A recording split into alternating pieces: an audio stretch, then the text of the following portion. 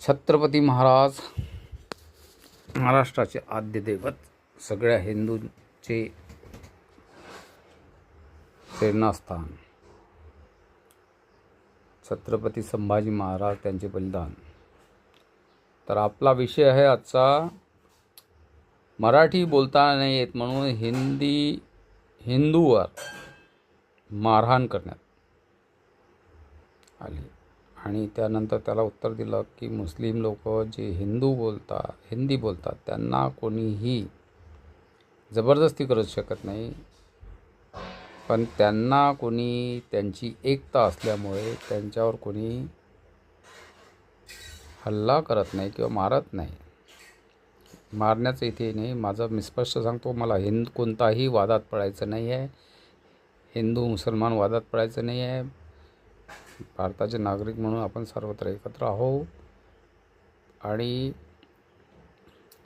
परंतु कोणताही धार्मिक तेढ निर्माण करायची नाही आहे. परंतु हिंदी भाषा आणि मराठी भाषा याचा जो वाद चाललेला आहे, आणि आता पुढे मुंबईचं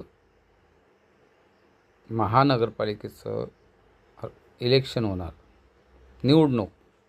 आणि या निवडणुकीमध्ये आपण कुरघोडी करायची तर कोणते मुद्दे घ्यायचे हा कुणाचा विचार असू शकतो. पण त्याकरता भारताचे